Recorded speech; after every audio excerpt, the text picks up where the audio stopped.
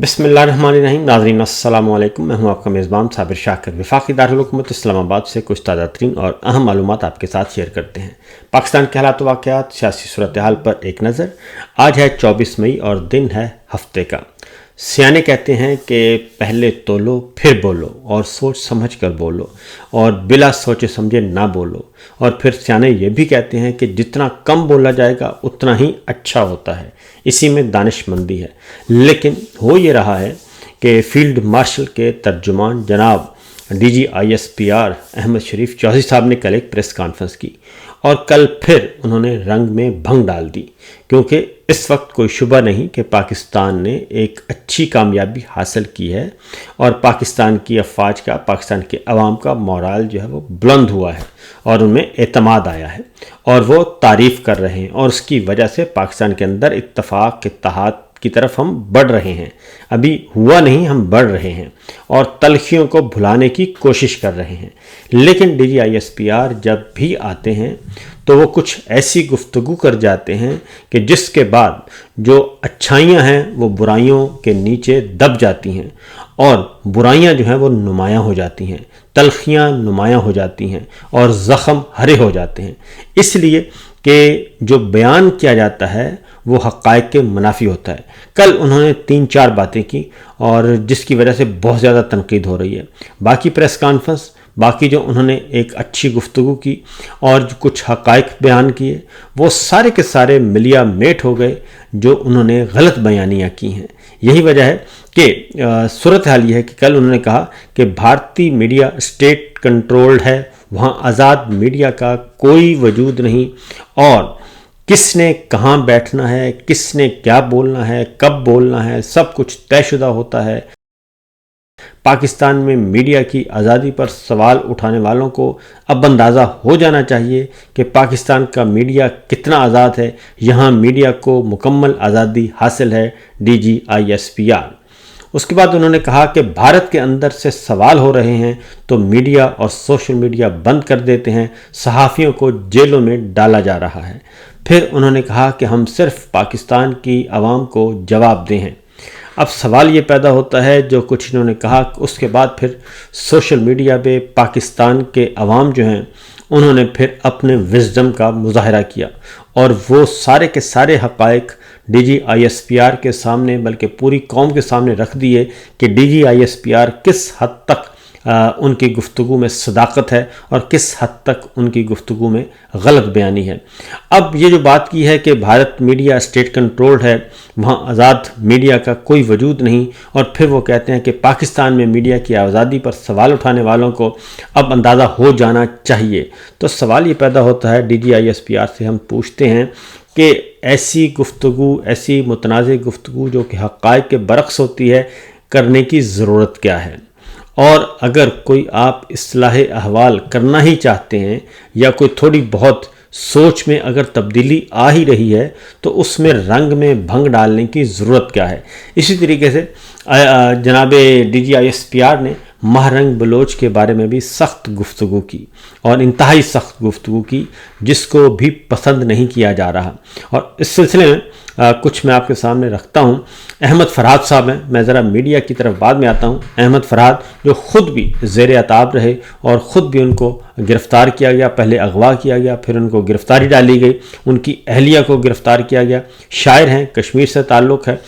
वो कहते हैं कि बलूचिस्तान हसास मामला है, मेरे ख़्याल में रियासत को हथियार बंद और पुरअमन जिद्दोजहद करने वालों में फ़र्क कायम रखना चाहिए।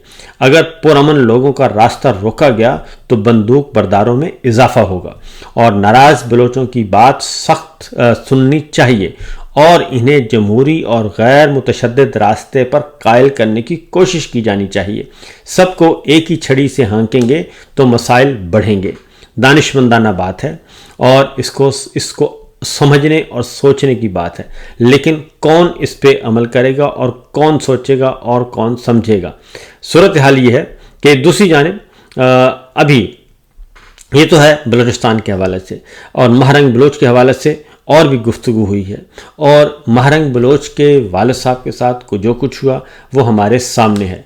लेकिन मामला ये है کہ کیا کوئی سمجھانے والا نہیں ہے DGISPR صاحب کو کہ جناب ایسی گفتگو مت کریں کہ جس کا حقائق کے منافی ہیں، اور بجائے اس کے کہ آپ کچھ اچھائی جو پیدا ہو رہی ہے آپ اس طرف جائیں۔ ایک ایمان مزاری صاحبہ نے کہا ہے کہ کوئی بچی یہ نہیں چاہتی کہ وہ اپنے والد کی مسخ شدہ لاش دیکھے، لیکن آپ نے ڈاکٹر مہرنگ بلوچ کے والد کو بار بار لاپتہ کیا اور ان کی مسخ شدہ لاش بھی اسی بچی کو دی، لیکن اس نے پھر بھی یہ ہتھیار نہیں اٹھایا بلکہ اپنی آواز اٹھائی اور اپنے جیسے تکلیف اور غم میں مبتلا لوگوں کا سہارا اور امید بنی۔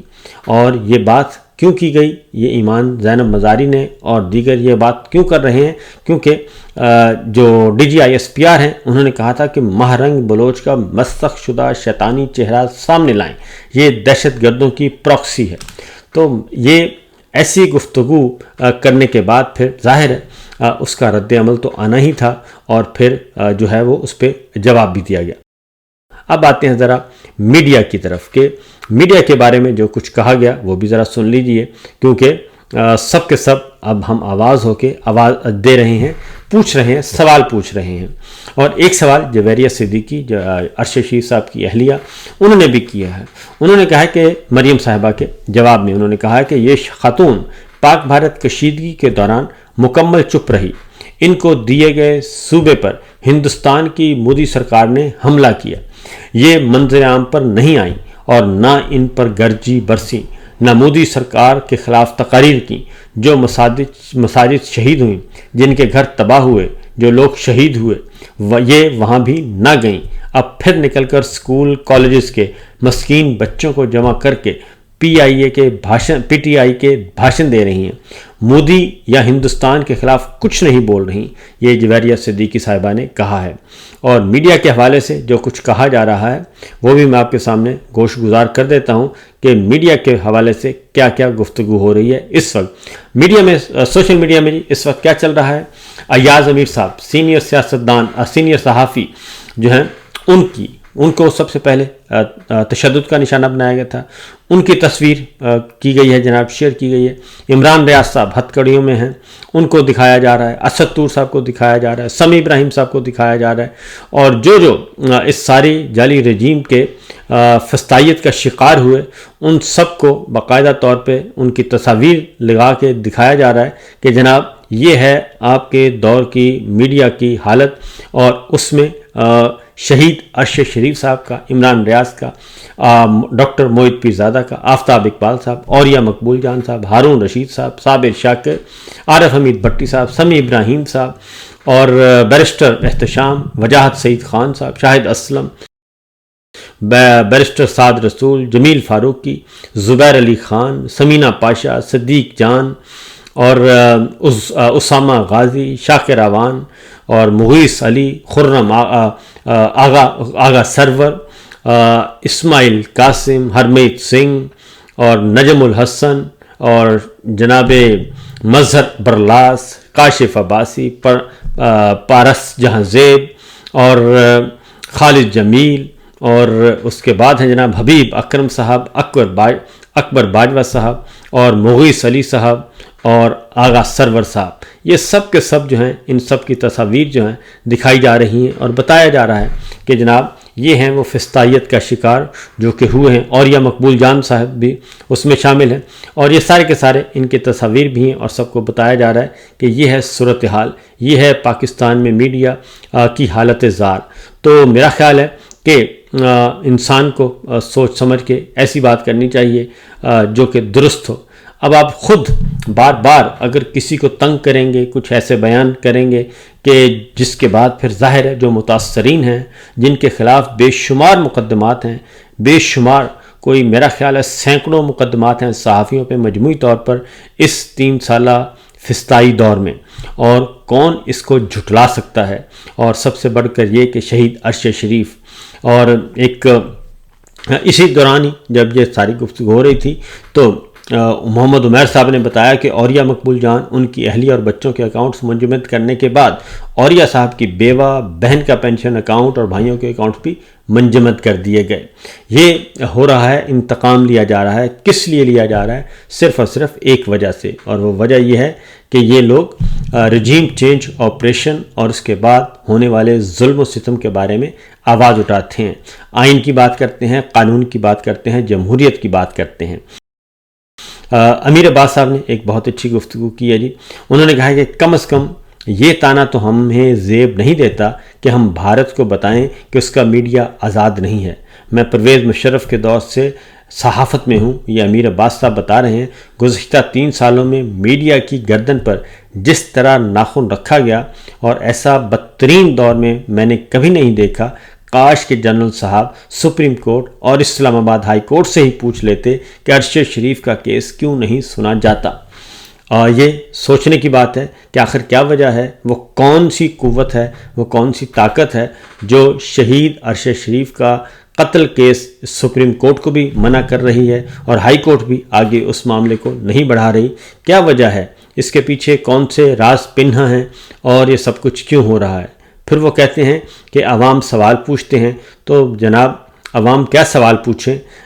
عوام کو سوال پوچھنے جوگا تو چھوڑا ہی نہیں، بلکہ کل ہی کی بات ہے کہ سندھ میں حیدرآباد میں پرامن احتجاج تھا اور اس میں فردوس شمیم نقوی صاحب سمیت دیگر لوگوں کو گرفتار کیا گیا اور پھر ان کو رہا کیا گیا۔ یہ سب کچھ ہو رہا ہے کیونکہ پرامن احتجاج کی بھی اجازت نہیں ہے، اور میڈیا کتنا آزاد ہے اور پروگرام کتنے ہیں، کنٹرولڈ پروگرام کیے جاتے ہیں۔ Controlled government, controlled democracy, controlled آئین، کنٹرولڈ لا اور کنٹرولڈ جرنلزم، یہ سب کچھ ہو رہی ہے، اور اس میں کتنے پروگرام ریکارڈ کیے جاتے ہیں۔ تو جناب کیا وجہ ہے کہ پاکستان کے میڈیا میں، پاکستان میں نریندر مودی کی گفتگو ہو سکتی ہے، اس کی تصویر چلائی جا سکتی ہے، ان کی بات ہو سکتی ہے، بھارت کے وزیروں کی بات ہو سکتی ہے، بھارت کے رہنماؤں کی بات ہو سکتی ہے، لیکن کیا وجہ ہے کہ پاکستان تحریک انصاف کے چیئرمین سابق وزیر اعظم عمران خان کا نام نہیں لیا جا سکتا؟ کیوں نہیں لیا جا سکتا؟ اس کو کس نے منع کیا ہے؟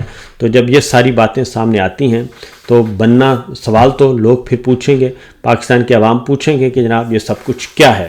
اور پھر اگلی بات میں آپ کو بتاؤں کہ فیصل واڈا صاحب وہ بالکل ایسی باتیں کر رہے ہیں کہ پھر کسی اور کو بولنے کی ضرورت ہی نہیں رہتی۔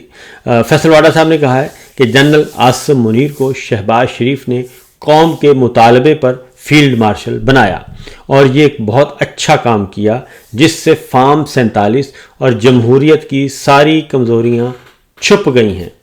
تو جناب یہ تو سیدھا جو ہے وہ اعتراف جرم ہے، اقبال جرم ہے، اقرار جرم ہے کہ جناب یہ جو دیا گیا ہے فیلڈ مارشل کا عہدہ، پہلی بات تو یہ کہا کہ قوم کے مطالبے پر، تو میرا خیال ہے کہ قوم کا ایسا کوئی مطالبہ ابھی تک سامنے نہیں آیا تھا اس بڑی تعداد میں کہ آپ آنن فانن یہ کام کرتے اور اس کو ضابطے اور قاعدے کے تحت کرتے تو لوگ اپریشیٹ بھی کرتے۔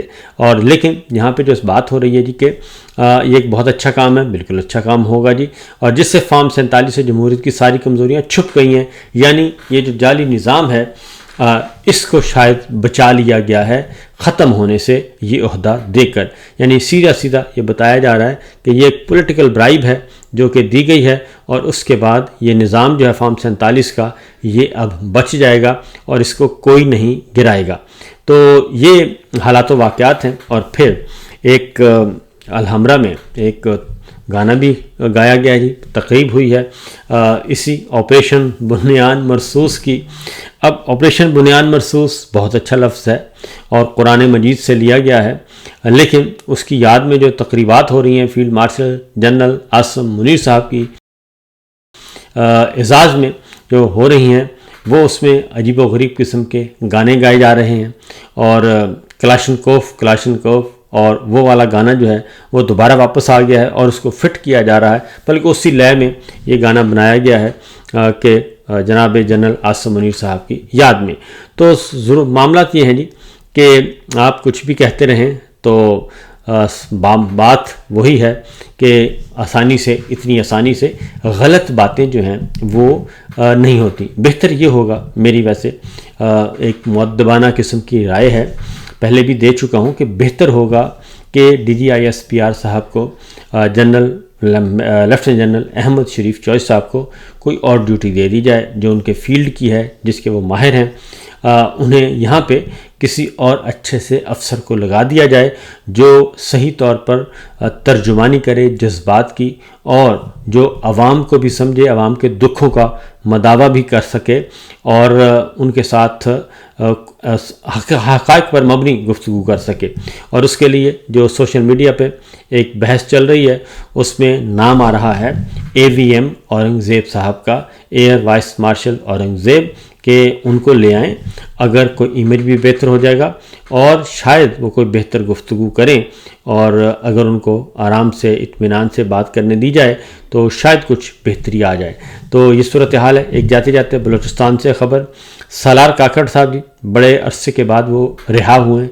26 نومبر جب اسلام آباد کا قتل عام ہوا تو گرفتار ہوئے تھے، تو کل وہ اپنے گھر کوئٹہ گئے، تو وہاں پہ ان کو راستہ روکا گیا۔ پھر انہوں نے بتایا کہ انہوں نے کہا کہ میں آج اپنے گھر کوئٹہ آ رہا تھا، نہ کوئی احتجاج تھا، نہ ریلی تھی، مجھے اپنے گھر آنے سے روکا گیا۔ اگر میں اپنے گھر نہ جاؤں گا تو میری حیثیت کیا ہوگی، میری پہچان کیا ہوگی، میری وابستگیوں پر اعتراض ہے۔